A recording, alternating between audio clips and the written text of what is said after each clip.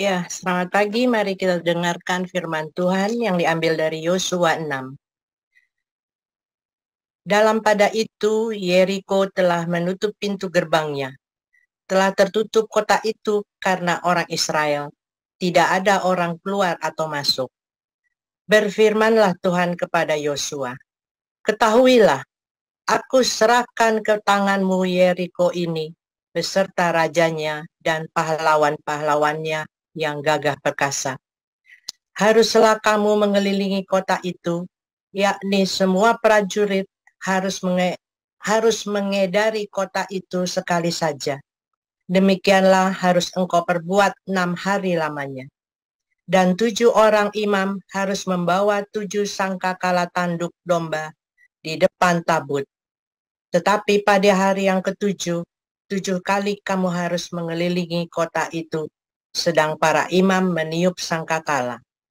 Apabila sangkakala tanduk domba itu panjang bunyinya, dan kamu mendengar bunyi sangkakala itu, maka haruslah seluruh bangsa bersorak dengan sorak yang nyaring. Maka tembok kota itu akan runtuh, lalu bangsa itu harus memanjatnya masing-masing langsung ke depan. Kemudian Yosua bin Nun memanggil para imam dan berkata kepada mereka, angkatlah tabut perjanjian itu, dan 7 orang imam harus membawa 7 sangkakala tanduk domba di depan tabut Tuhan. Dan kepada bangsa itu dikatakannya, majulah, kelilingilah kota itu, dan orang-orang bersenjata harus berjalan di depan tabut Tuhan. Segera sesudah Yosua berkata kepada bangsa itu, maka berjalanlah maju ke-7 orang imam yang membawa ke-7 sangkakala tanduk domba itu di hadapan Tuhan.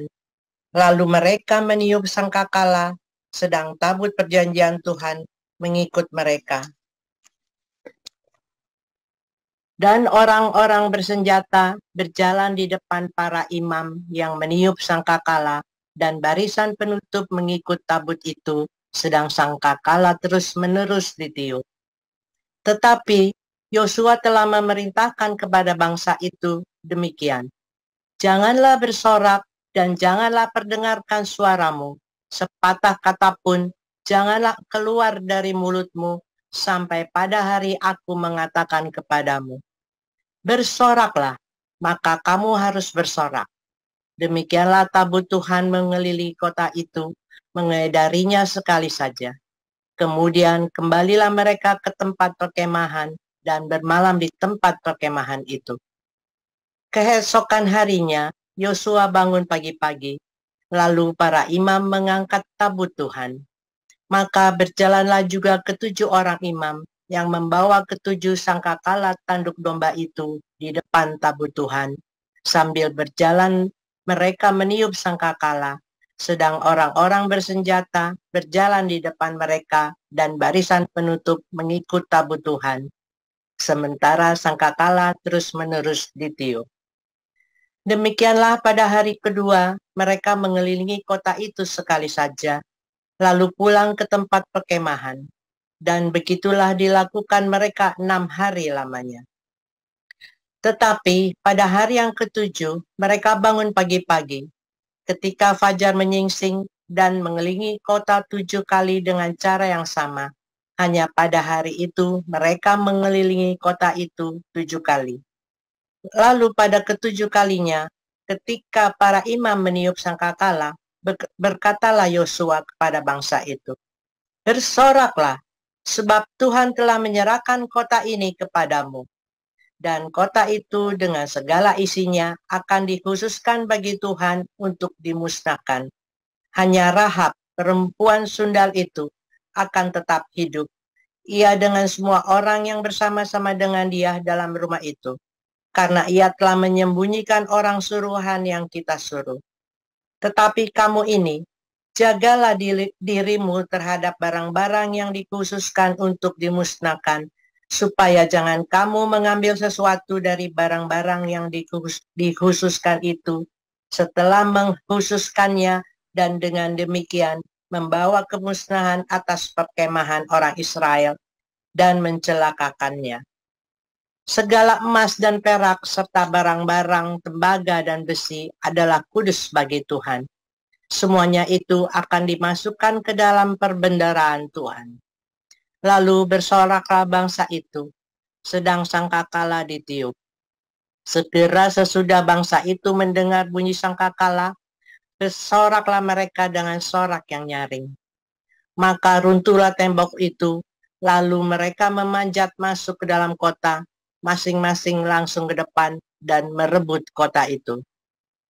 Mereka menumpas dengan mata pedang segala sesuatu yang di dalam kota itu, baik laki-laki maupun perempuan, baik tua maupun muda, sampai kepada lembu, domba, dan keledai.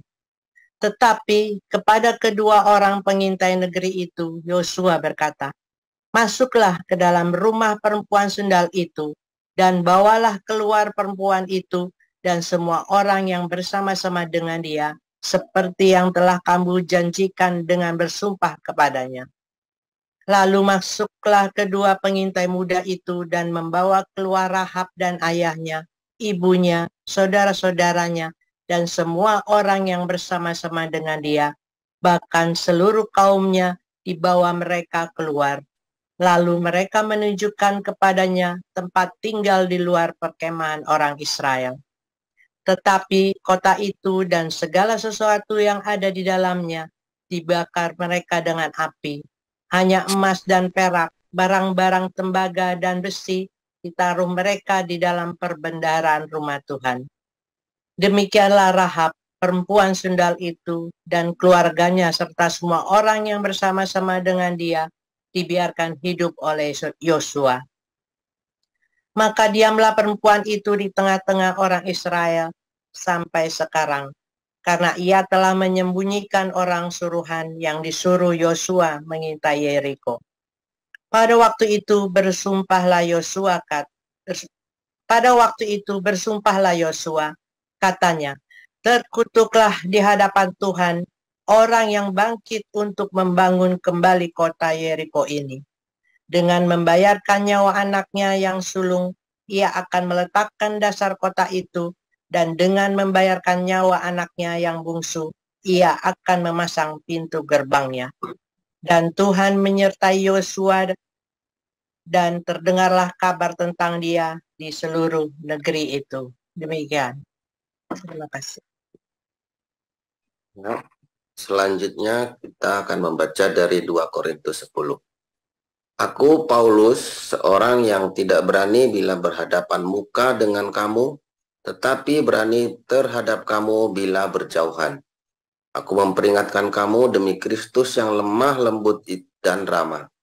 Aku meminta kepada kamu, jangan kamu memaksa aku untuk menunjukkan keberanianku dari dekat, sebagaimana aku berniat bertindak keras terhadap orang-orang tertentu yang menyangka bahwa kami hidup secara duniawi.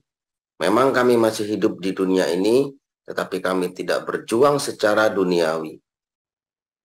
Karena senjata kami dalam perjuangan bukanlah senjata duniawi, melainkan senjata yang diperlengkapi dengan kuasa Allah yang sanggup untuk meruntuhkan benteng-benteng. Kami mematahkan setiap siasat orang dan merubuhkan setiap kubu yang dibangun oleh keangkuhan manusia untuk menentang pengenalan akan Allah. Kami menawan segala pikiran dan menaklukkannya kepada Kristus. Dan kami siap sedia juga untuk menghukum setiap kedurhakaan bila ketaatan kamu telah menjadi sempurna. Tengoklah yang nyata di depan mata kamu. Kalau ada seorang benar-benar yakin bahwa ia adalah milik Kristus, hendaklah ia berpikir di dalam hatinya bahwa kami juga adalah milik Kristus sama seperti dia. Bahkan jikalau aku agak berlebih-lebihan, bermegah atas kuasa yang dikaruniakan Tuhan kepada kami untuk membangun dan bukan untuk meruntuhkan kamu, maka dalam hal itu aku tidak akan mendapat malu. Tetapi aku tidak mau kelihatan seolah-olah aku menakut-nakuti kamu dengan surat-suratku. Sebab kata orang, surat-suratnya memang tegas dan keras, tetapi bila berhadapan muka sikapnya lemah dan perkataan-perkataannya tidak berarti. Tetapi hendaklah orang-orang yang berkata demikian menginsafi bahwa tindakan kami bila berhadapan muka sama seperti perkataan kami dalam surat-surat kami bila tidak berhadapan muka. Memang kami tidak berani menggolongkan diri kepada atau membandingkan diri dengan orang-orang tertentu yang memujikan diri sendiri. Mereka mengukur dirinya dengan ukuran mereka sendiri dan membandingkan dirinya dengan diri mereka sendiri. Alangkah bodohnya mereka. Sebaliknya, kami tidak mau bermegah melampaui batas, melainkan tetap di dalam batas-batas daerah kerja yang dipatok Allah bagi kami, yang meluas sampai kepada kamu juga. Sebab dalam memberitakan Injil Kristus, kami telah sampai kepada kamu, sehingga kami tidak melewati batas daerah kerja kami, seolah-olah kami belum sampai kepada kamu. Kami tidak bermegah atas pekerjaan yang dilakukan oleh orang lain di daerah kerja yang tidak dipatok untuk kami. Tetapi kami berharap bahwa apabila imanmu makin bertumbuh, kami akan mendapat penghormatan lebih besar lagi di antara kamu jika dibandingkan dengan daerah kerja yang dipatok untuk kami. Ya, kami hidup supaya kami dapat memberitakan Injil di daerah-daerah yang lebih jauh daripada daerah kamu, dan tidak bermegah atas hasil-hasil yang dicapai orang lain di daerah kerja yang dipatok untuk mereka. Tetapi barang siapa bermegah, hendaklah ia bermegah di dalam Tuhan. Sebab bukan orang yang memuji diri yang tahan uji, melainkan orang yang dipuji Tuhan. Demikian firman Tuhan. Amin. Terima kasih Bu Dunanti dan Pak Maruli. Baik, renungan firman Tuhan yang pagi ini berjudul Hancurnya Terowongan Gaza yang akan disampaikan oleh Pastor Joseph Paulsen. Shalom semuanya, haleluya, luar biasa. Firman Tuhan selalu baru setiap hari ketika kita menantikan Tuhan dengan penuh cinta. Saudara, luar biasa sekali kita tiap hari ya bergumul ya. Saudara, sebenarnya apakah Anda bergumul? Mengapa Anda harus bergumul dengan masalah? Apa sih sebenarnya yang Anda gumulin? Banyak orang berpikir mereka bergumul dengan masalah. Bukan, itu adalah ilusi, saudara. Anda bergumul ya sebetulnya bukan dengan masalahnya, tapi dengan satu ya, harga diri. Ya kan? Pelajaran Sungai Yabok ya, Anda lihat cari videonya Yakub di Yabok ya. Anda bergumul dengan harga diri, bukan dengan masalah. Masalah mau digumulin apa yang mau digumulin, ya kan? Anda yang punya utang, Anda mau gumulin pun, mau stres pun, utangnya tetap ada. Anda mau pusing, Anda mau senang-senang, mau dibawa senang, mau dibawa pusing, utangnya tetap ada. Anda yang lagi ruwet, suami istri, mau dibawa pusing, mau dibawa senang, ruwetnya tetap ada. Ya kan? Yang suaminya dibawa wewe gombel, yang istrinya dibawa sama gerandong. Anda mau ruwet, Anda mau senang, Anda mau sedih, Anda mau bahagia, tetap suamimu lagi dibawa sama wewe gombel, istrimu lagi sama gerandong. Ya kan? Sebenarnya Anda itu satu bergumul dengan harga dirimu. Kamu tuh tidak ikhlas, kamu tuh tersinggung karena suamimu kok lebih tertarik kepada orang lain daripada kamu. Harga dirimu kecentok, saudara. Itu kan yang kamu bergumul. Masalahnya kan tetap ada. Dua, Anda bergumul dengan apa? Kemilikan. Ya kan? Kemilikan posesif. Karena kamu tidak ikhlas. Ya kan? Ada itu dua hal itu, saudara. Satu, dengan harga dirimu. Dua, dengan kemilikanmu, saudara ya. Sebenarnya ada yang ketiga, saudara ya. Yang ketiga. Ya, yang ketiga ini adalah bergumul dengan apa, saudara? Dengan imanmu. Mengapa dengan imanmu bergumul? Banyak orang tidak menyadarinya. Karena apa? Karena dia sudah sibuk dengan harga diri, sudah sibuk dengan ini kan, sudah sibuk dengan framing ilusi dengan kemilikannya juga, sehingga dia tidak sadar kalau dia sudah nggak punya iman sebetulnya. Dia bergumul ya dengan imannya dia, tapi dia sebenarnya tidak tahu kalau dia sudah tidak ada di gumul lagi, dia bergumul dengan hal yang kosong, saudara. Itulah sebetulnya adalah ilusi-ilusi, ideologi-ideologi dalam kepala kita. Itulah tembok Yeriko, saudara. Kalau di zamannya Musa, ya, zaman 3.500 tahun yang lalu, orang membangun tembok yang tinggi karena di dalamnya ada suku Enak, ya, ada bangsa Enak, bangsa Kanaan, ya, yang besar-besar, raksasa-raksasa, saudara. Makanya dia bikin tembok yang tinggi. Tetapi hari ini, saudara, di tanah Kanaan, ya kan, orang bikin gorong-gorong sistem pertahanannya, ya kan, itu Hamas kan, sistem pertahanannya gorong-gorong. Dulu sistem pertamanya tembok yang tinggi-tinggi, sekarang sistem pertahanannya apa, saudara? Gorong-gorong, lorong-lorong maut, tuh ya, lorong maut. Mengapa bisa begitu, saudara? Itu adalah paradigma. Dulu orang itu gagah perkasa, ya, di dalam kesombongannya. Ya, yang gagah perkasa, dia lawan Tuhan. Maka dia bikin benteng-benteng yang kuat, yang besar, supaya dia bisa halau musuh-musuhnya. Sekarang, ya, orang itu penuh dengan ketakutan, kelicikan, ya. Orang ini penuh dengan kegelapan. Gorong-gorong tikus itu, saudara, ya. Hamas itu kan, bikin gorong-gorong. Sehingga gorong-gorong itu adalah lorong-lorong kematian. Ya, bukan sebuah bukan tempat perlindungan, tapi tempat kematian, di mana dia pasang itu orang-orang yang tidak berdosa. Wah, kalau salah ya, bukan semua orang berdosa ya, tapi orang-orang yang seharusnya tidak mau terlibat dalam perang, dipaksa, rakyat sipil, anak-anak dipaksa untuk melindungi gorong-gorong itu. Dia bangun di bawah sekolah, dia bangun di bawah rumah sakit, dia bangun itu lorong-lorong, gorong-gorong itu di bawah fasilitas-fasilitas rakyat, gitu ya. Sehingga memang itu sengaja biar dibom, sengaja dibikin gorong-gorong itu. Itu adalah sistem pertahanan, gitu ya. Itu adalah kubu-kubu pertahanan. Kalau dulu adalah di dalam kegagah perkasaannya, kalau sekarang di dalam kegelapan.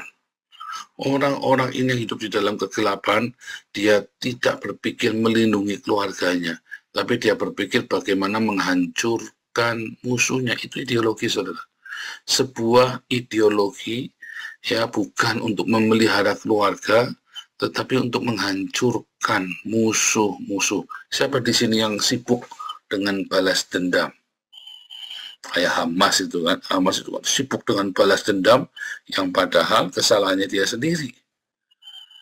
Tapi mereka sibuk dengan balas dendam, bangganya ketika sudah bisa mengalahkan, menyembelih musuhnya. Dan itu adalah sebuah hasil dari saudara, paradigma gorong-gorong, ya. Itu adalah paradigma gorong-gorongnya Palestina, saudara. Anda pikir orang kalau membangun, orang yang membangun sesuatu, ya, sebuah kota yang dibangun, itulah warga kotanya seperti itu. Ya, kalau ada kota yang dikelilingi oleh gunung, ya biasanya warganya ya picik, saudara. Atau ada kota yang dibangun, ya, di antara gunung dengan laut, ya biasanya maju pikirannya, ya. Itu gorong-gorong itu ada sebuah makna ideologi, ya, saudara, ya. Tembok, gorong-gorong, Iron Dome, sistem pertahanannya Israel itu, ya, Iron Dome. Itu sebuah paradigma, saudara, ya. Paradigma sebuah bangsa. Sistem pertahanannya Indonesia rapuh. Itu paradigma, rapuh paradigmanya, ya kan? Indonesia berlindung di balik saudara? Di balik, sekarang di balik cadar. Kalau dulu di balik tradisi Jawa, sekarang tradisi Nusantara. sekarang dibalik cadar paradigma ya. Karena lebih baik mereka beragama daripada hidup kaya. Ada pemikiran, itulah paradigma. Sehingga di setiap bangsa, di setiap kumpulan, di setiap komunitas pasti ada paradigma.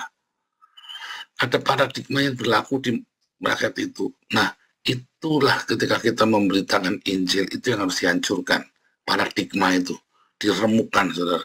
Karena paradigma itu seperti benteng. Ya, kalau di Hamas itu seperti gorong-gorong. Ya, orang kalau paradigma benteng, maka dia kan ya kelihatan, saudara, mudah ditebak. Tapi kalau paradigma gorong-gorong, bagaimana menghancurkannya? Iya kan? Bagaimana cara menghancurkan gorong-gorong? Oh, tidak mudah, saudara ya. Karena itu sudah terjadi, ya liku-liku di dalam hatimu. Saudara. Kalau Anda hatimu penuh dengan gorong-gorong, ya punya banyak simpenan ya. Oh, ini kebencian, ditaruh di sebelah sini. Oh, nanti sini ada kemarahan, ini hati. Nanti di sini ada kedengkian. Nanti di sini lagi ada hawa nafsu. Di dalam hatimu itu penuh dengan gorong-gorong yang Hamas itu, saudara. Violence, Hamas itu kan artinya violence ya. Pencitraan. Nah, itu yang harus dihancurkan, paradigma itu di depan, di hadapan tahta Yesus Kristus. Harus dihancurkan, saudara. Makanya dengan apa, saudara? Dengan firman Tuhan.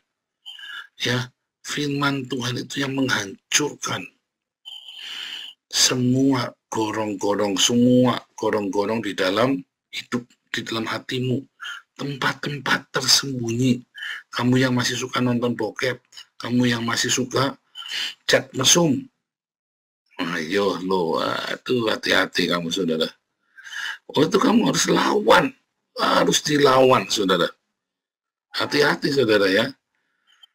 Harus runtuhkan dengan apa? Meruntuhkannya dengan firman Tuhan setiap hari yang disertai dengan diakonia. Sebab kalau cuma firman Tuhan tok nggak cukup. Nah, itu ayat-ayat yang mati, saudara. Kecuali kamu ada cinta di situ, hidup nanti langsung firman Tuhannya. Dia mematahkannya kan. Karena Anda sudah lama tidak membaca firman Tuhan disertai dengan cinta, sehingga kamu tidak punya kuasa. Saya ngalami ya, jadi pendeta 99, puluhan ya, 10 tahun lebih ya. Saya punya firman Tuhan, baca firman Tuhan, tapi tidak ngerti artinya karena tidak punya cinta. Setelah saya mengalami perjumpaan dengan Tuhan Yesus, saya punya firman Tuhan dan saya punya cinta. Sejak itu ya, tidak ada tempat tersembunyi lagi di hati saya, saudara. Ya, tidak ada yang tersembunyi lagi di hati saya. Nah, apakah ada yang tersembunyi dalam hatimu? Runtuhkan, saudara. Itu adalah benteng-benteng kesombongan tadi ya. Pergumulan hidupmu itu seringkali Tuhan hadirkan ya, izinkan itu terjadi untuk menghancurkan kesombongan dan semua kesombonganmu ya dihancurkan, saudara. Tetapi sayangnya kamu sembunyi di balik gorong-gorong. Wah, bahaya sekali, saudara. Makanya Tuhan izinkan masalah-masalah itu terjadi padamu untuk membersihkan gorong-gorong itu. Bongkar semua gorong-gorong itu. Karena yang bisa ngutik-ngutik hatimu kan apa, saudara? Masalah. Ya kan? Asem, asin, jengkel, itu saat kamu hidup masuk dalam dunia nyata, saudara. Masalah itu yang akan membongkar, yang akan masuk ke dalam semua gorong-gorong, lalu Anda mau menyelesaikan atau Anda mau pasrah. Jangan pasrah, saudara ya. Gorong-gorong hidupmu itu adalah sebuah benteng pertahanan kamu yang menyesatkan kamu sehingga kamu tidak bisa menerima kebenaran firman Tuhan. Harus dibersihkan, hancurkan gorong-gorong itu dengan cara apa? Jangan ada yang tersembunyi di dalam hidupmu. Kayak saya belak-belakan. Jangan ada yang disembunyikan. Jangan ada saudara, ngomong tapi tangannya sampai di belakang megang pisau, saudara. Atau Anda jangan sampai hidupmu itu penuh dengan agenda-agenda yang tidak jelas. Oh, bahaya sekali, saudara ya. Itu yang melatih kamu untuk kamu bisa melawan kuasa Tuhan, sehingga Tuhan tidak bisa lagi mengubah hidupmu, nasibmu, ya, dan mengubah rezekimu. Nggak bisa, karena kamu sudah pasang tembok yang tinggi kepada Tuhan, atau Anda punya gorong-gorong perangkap maut yang luar biasa.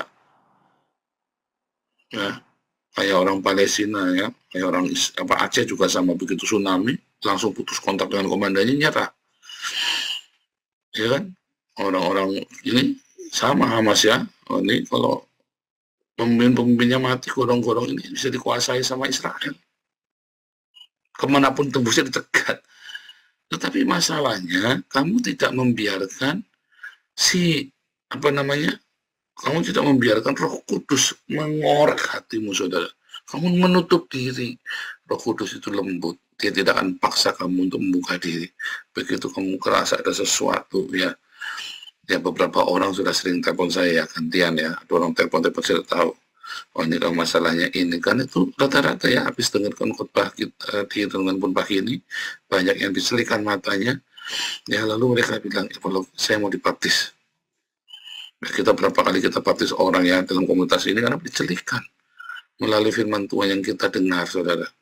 Firman Tuhan yang kamu dengar, ya, adalah untuk membersihkan gorong-gorong dalam hidupmu supaya dihancurkan, dibom. Makanya kalau ngasih firman itu gila, ya, bikin orang kejang-kejang saya, ya, saudara, ya. Tapi itu tujuannya adalah supaya kamu bersih hidup hatimu. Kemarin kita belajar tentang sunat, ya, harus disunat, dibersihkan. Ini bukan cuma suatu gorong-gorong, dibersihkan semuanya, disisir sampai tidak ada yang tersisa. Sandra-sandra itu sampai tidak yang tersisa, saudara. Semua kejahatan-kejahatan, kebusukan hati kita, disitulah Tuhan akan bekerja dalam hidup kita. Ketika gorong-gorong sistem itu dihancurkan, berkat Tuhan datang.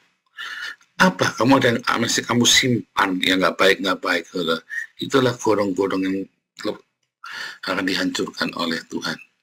Ya, jangan simpan segala sesuatu berlama-lama. Jangan simpan barang busuk. Jangan simpan barang rusak. Dendam, dengki itu barang busuk, barang rusak tuh, ya. Dendam, dengki, kemarahan, kebencian, itu barang buruk, barang rusak, saudara. Biarkan. Ya, di masa-masa ini datang kembali kepada Tuhan. Kamu yang kemilikannya terlalu luar biasa, posesifmu, ya, dengan harta benda, dengan keluarga, dengan anak istri, posesif dengan suami, dengan pacar. Waduh, hati-hati, saudara. Tuhan akan hajar lagi, saudara. Karena gorong-gorong itu adalah posesif. Kemarin sudah dipelajari, ya, perang Israel sama Hamas, karena dua-duanya tidak mau berbagi. Oh, masa berbagi istri? Saya tidak suruh kamu berbagi istri.